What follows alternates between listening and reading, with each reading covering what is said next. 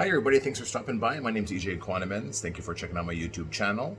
And if you haven't already done so, feel free to subscribe to stay connected.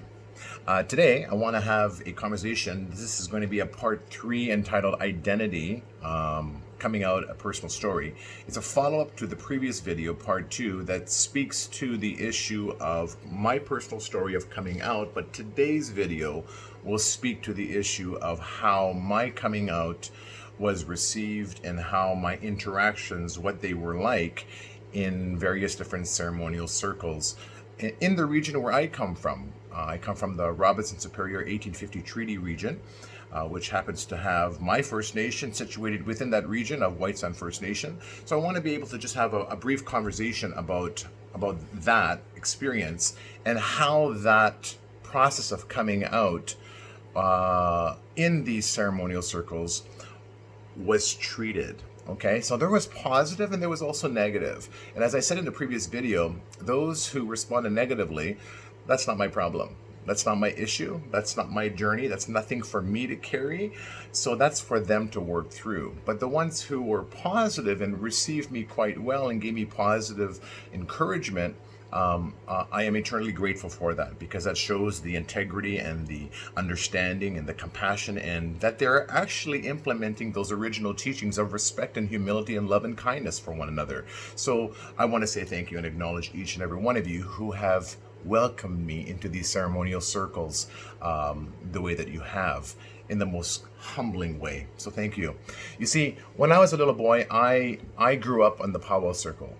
And I grew up in ceremonies, and majority of my friends were older people. And I was mentored by a lot of older people and a lot of ceremonial people, a lot of elders. I never really connected with people of my own age group. You know, growing up as a young teen, teens being a very difficult process for one who's trying to discover themselves in the world and how they fit in the world and their identity. I never felt connected with peers of my own age. I felt more comfortable and connected with people who were 40, 50, 60 years old. And those were my friends. Those were my mentors. Those were my elders. And a lot of them seemed to, at that time, growing up, recognize that there was something different and unique about me. And so they never actually said anything towards me about my uniqueness and the difference of who I am. They just embraced me. And to be honest, at that time, I didn't even know who I was. I didn't even know that I was even gay. All I knew that I was indeed different, and different to some degree. For some, is an issue, right? And so in ceremonial circles, I'm going to speak about powwows, for example, okay? In powwows, and those who don't understand what powwows are, it's a ceremonial social event where Indigenous people come together and they celebrate through song and dance, through the ceremonial aspect of dance.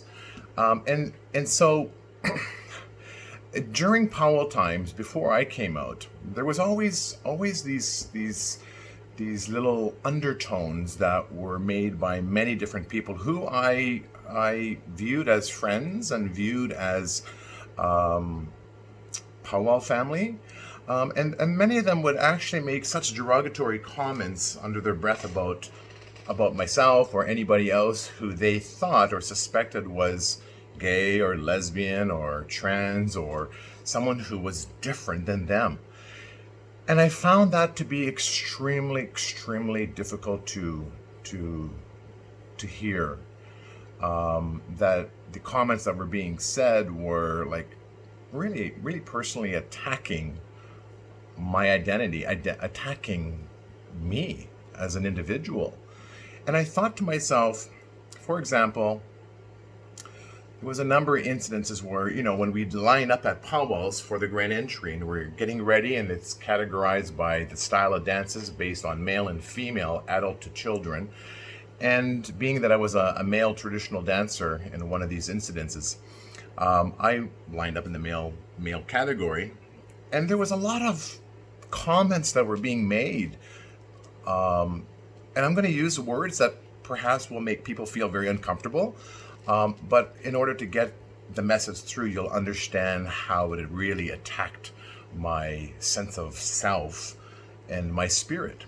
And oftentimes I would hear words like, effing faggot has no business standing in this powwow line, right? Effing faggot has no business dancing in that outfit. And they would say it with such aggression and hate. And as a dancer, I would stand there, not saying anything, but stand my ground, shaking in my ground because I was actually quite nervous and scared because they were talking about me in a very negative way. And I just continued to dance. And even at times where, you walk around the drums, you hear comments of words that just attack you. And these are people who are sitting around the drum.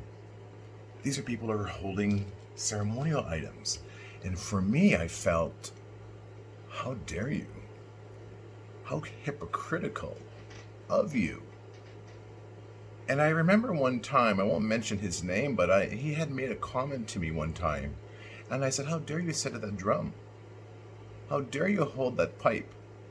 How dare you hold that tobacco and light that smudge and pray for the people and say words that you've said to me, which is not respectful? How dare you? You have no business sitting in that position, being viewed by the community as this elder who was just inciting hatred to another person of the community, another dancer who is dancing to his song. His face dropped, and it was that awkward moment, and I just walked away. And I continued to dance. Now, it's taken a while for me to get to this point. And it's been a scary journey and a scary process. But on the flip side, there have been some phenomenal, amazing people in the powwow circles that I've interacted. And some people would come up to me and say, like, oh, I'm so glad, you came out and you're true to yourself, and that's just the only way to be, and I love you, right? So there are people who embrace me, that make it all perfectly well.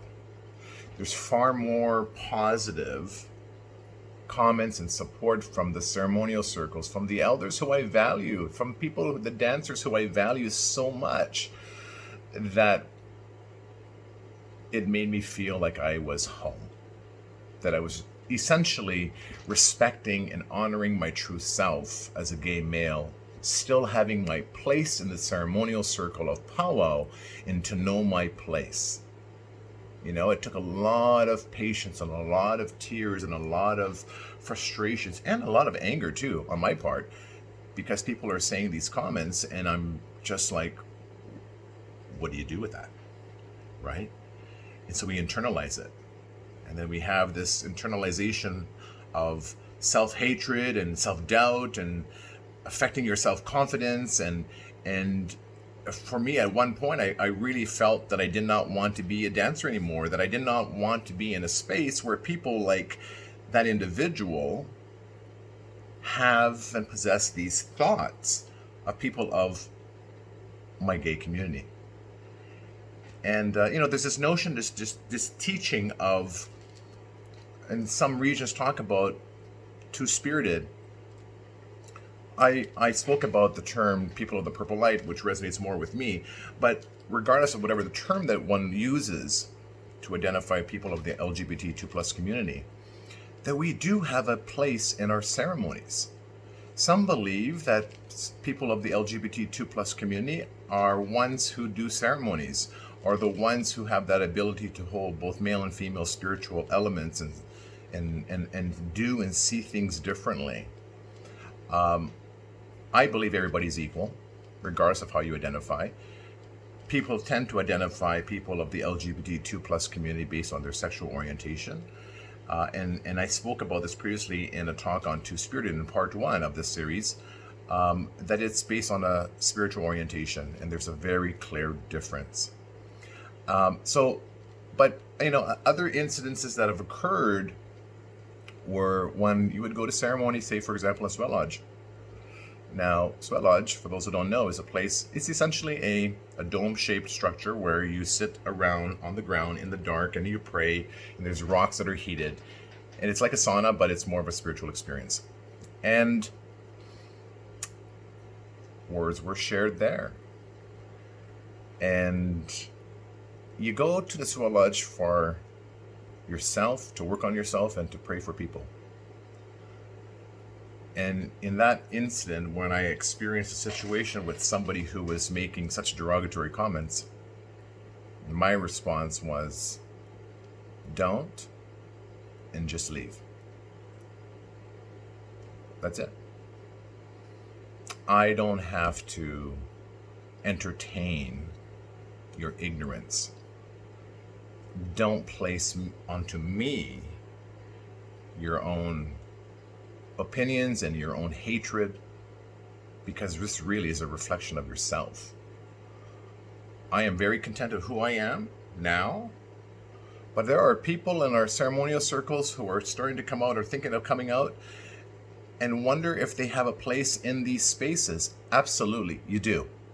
And there are going to be people, like in any other society, that are just ignorant, and you can choose to respond to it or choose not to respond to it. But know that you have a place in ceremony. Because at the end of the day, it's really about you and your creator. Your creator has created you in the most perfect form, however that might be. And that there are lessons in life that you have to learn, so that when we travel to the spirit world, these lessons can be brought with you to enhance your enlightenment and enhance yourself, your true self, that you're being honoring to. So the physical form of human life in and on earth, rather, in these ceremonial events and circles, can be tough. And to know that there are far more people in these spaces that are more open and respectful. Now, keep in mind, most of the elders nowadays that are conducting these ceremonies are also, and I spoke about this previously in one of the videos, that they are products of residential school. There's very few elders to this day that are alive that have not gone through residential school. There are a few, but the majority of the elders that we have that are now in these positions of taking leadership role as elder and teaching and providing us teachings carry these scripts. Some of these scripts, these scripts basically are inspired and come from the residential school system. And we all know what religion tends to do is to shame and shun anybody who is different, especially if you come from the LGBT2 plus community. So it requires further conversation with these elders to take a step back and explore themselves and their scripts and their perceptions and their ideologies and their views, and revisit those original teachings of humility and respect. Because if we are all understanding our roles and responsibilities in ceremony, everybody is welcome. Everybody has a place. And we wouldn't have to deal with this garbage talk that tends to occur in some of these spaces because there's no place for it.